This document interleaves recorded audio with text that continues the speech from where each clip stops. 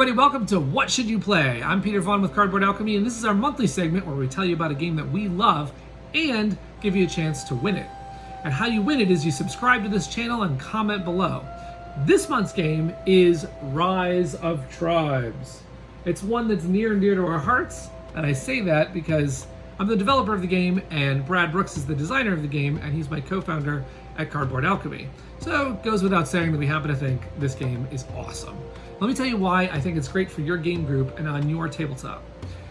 Rise of Tribes has a mix of, I think, this is sort of a secret sauce is that it's got a brand new mechanism, it's got gorgeous art and great components, really accessible, and then it's got this modularity and flexibility, replayability to it that I think works for a lot of gamers. And those together sort of combine for this, hour-long experience at the table. You see, it's a civilization game, and sometimes those take 3-4 hours or all day, and we boiled it down to just an hour. So you can't go too far into the long game. You have to kind of plan how to get it done in a short amount of time, but you still get to have a little bit of upgrading and sort of expanding and doing all the things that you might do at the beginning of a Civ game, right? So in this game, you play a tribal faction that you're growing your people and you're leading your people across the land, and you're gathering resources, and you're doing what all prehistoric tribes secretly wanted most in life, which is you're trying to get 15 points. And that's better than food, right? So you're racing. I guess Rise of Tribes is a little bit of a race game in the sense that you got to keep your eye on the ball, which is 15 points, and everyone's going to try and get there a different way. One of the reasons why I think it works really great for new gamers is you roll 2 dice on your turn and you only take 2 actions, and there are only 4 actions, so everything else stems from those actions. And it's got this interactivity, that mechanism I was talking about, which I don't think we've named, I guess it's dice pushing, is that when you roll 2 dice, you're going to put one of those die in an action, like grow, and you're going to push in from the left and bump a die out on the right, and the resulting formula is how well you do at that action. And that has a lot of implications for, say, the next person's turn, because if you have a really great turn, then they have a really great turn, and you sort of dictate what actions they might take by making one really good or maybe another one's really bad. And conversely, if someone has a great turn and you rolled terribly, you can actually benefit off of their great turn. So it mitigates that die luck as well. So that interactivity is there, and then it's about how are you going to get those points? Well, one of the ways is that there are these gold cards in the game. There's developments and there's achievements.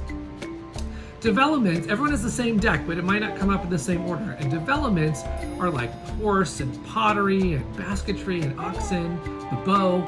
So those are neat because what they do is they allow you to upgrade the dice actions you're already taking. Achievements are area control or tribe count or various positions on the board. So if you go with that, you're looking at it like, oh, I need to get majority in 3 forests, or I need to get occupy 8 hexes, or control 3 hexes. So that's what the achievements are, and they're 2 to 4 points.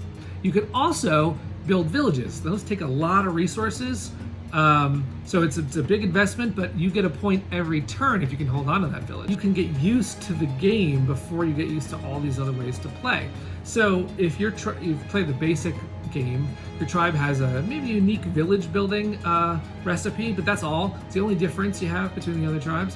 When you decide you're ready to play the other side, you get to look at this gorgeous artwork and you get a leader card, which has 2 powers, and those are lots of different ways to play.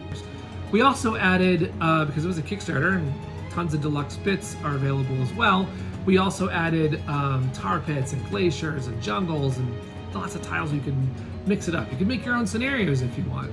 And we have tribal elders, which was a unique piece that was unlocked, which allow you to mitigate someone who's, say, doing really well in developments by being able to copy their developments, but with a risk, because that unit is a target as well. So there's just so many ways to play Rise of Tribes that I think there's something there for everyone. And in fact, we even expanded it. This year we launched a Kickstarter for Rise of Tribes with 2 modes and an entirely new way to play. So there's now a huge amount of variability because someone in the game can be going for one win style while you go for the other, and you can pivot.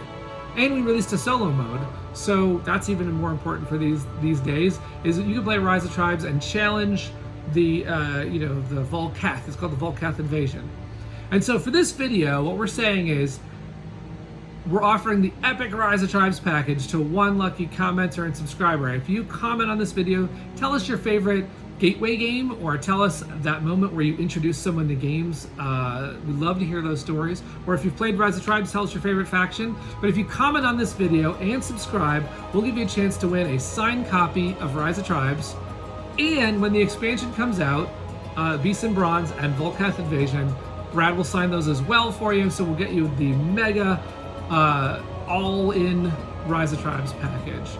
We really appreciate it. We really believe in this game, and we wanted to tell you about it. So cheers and game on.